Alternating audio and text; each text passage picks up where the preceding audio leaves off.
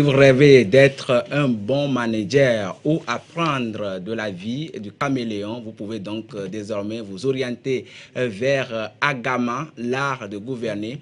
L'ouvrage lancé depuis jeudi dernier met en lumière la place de la gouvernance et du management dans les sociétés. 170 pages à parcourir sans se lasser.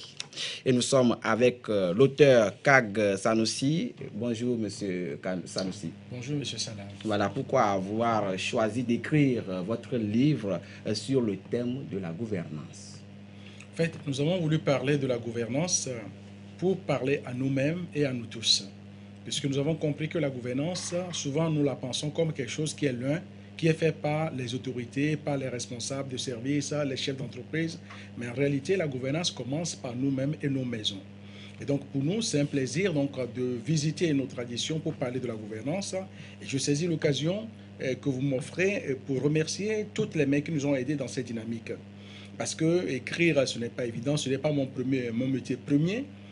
C'est surtout le métier d'être un acteur qui promeut la paix, puisque c'est ça aussi à Gama, comment nous promotons la paix, les valeurs de tolérance, les valeurs de dialogue, les valeurs d'humilité.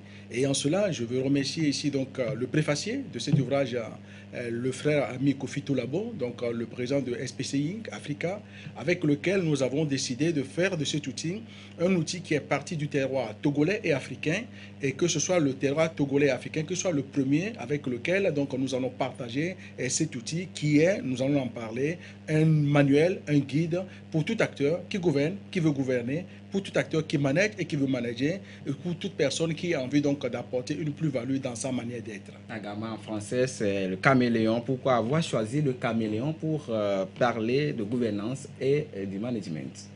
Parce que le caméléon regorge de plusieurs qualités. D'abord, le caméléon est dans toutes les civilisations.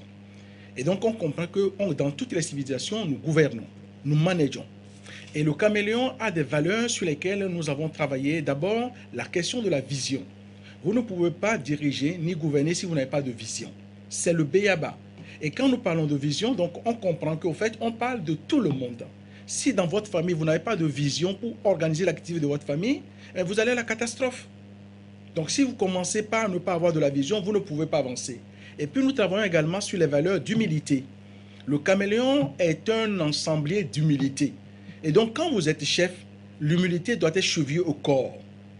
Et puis l'adaptation, qui est une des valeurs que tout le monde connaît du caméléon dans toutes les civilisations. L'adaptation, c'est quoi? Ce n'est pas de l'hypocrisie. C'est montrer que je peux m'adapter aux gens. Nous disons chez nous que quand vous êtes dans un village et que les gens poussent saluer et se tapent sur la poitrine, vous faites pareil. L'adaptation, c'est ça qui montre aussi que je suis grand, je m'adapte par rapport au plus humble. Et ça, je ne change pas de valeur. Si vous faites 2 mètres pour saluer un enfant qui fait 90 cm, c'est vous qui allez vous baisser. Mais vous ne perdez pas votre taille de 2 mètres. Et donc, Agama, aujourd'hui, nous permet d'apprendre à nous adapter, d'adapter aussi avec les gens avec lesquels nous ne nous entendons pas. Parce que c'est ça qui est important.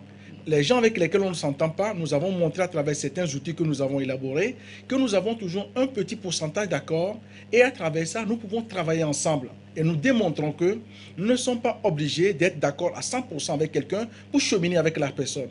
Si vous et moi, nous ne sommes d'accord que sur 15%, mais si nous travaillons 100% sur nos 15% d'accords, nous allons réaliser tellement de choses que les gens seront surpris. Et ça, c'est la culture de la diagonale que Agama nous permet de mettre en avant. Et vous avez abordé tous ces sujets en faisant recours à la culture africaine et à la culture togolaise. Oui, bien évidemment, parce que notre culture africaine est une culture riche. N'oublions pas que l'Afrique est le berceau de l'humanité. Donc nous avons voulu sonder les cultures africaines et togolaises en particulier en étant sur une approche, celle de valoriser la pensée endogène stratégique africaine, créer des concepts et des paradigmes à travers nos cultures. Et par exemple pour le Togo, parce que nous avons beaucoup travaillé, je suis togolais, et donc on a beaucoup travaillé sur les cultures togolaises en mettant en avant les 2 langues nationales du Togo, l'évé et le kabyé, dans lesquelles nous sommes partis chercher les outils. À Gama, le caméléon en évé, nous avons par exemple l'outil Ava, qui veut dire en même temps paix et guerre. Nous avons travaillé un concept autour de ça.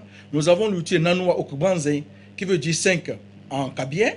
Et nous avons aussi l'outil Tamatalo, qui veut dire aller tout droit. Et tous ces outils-là, quand nous les prenons, nous parlons à notre terroir.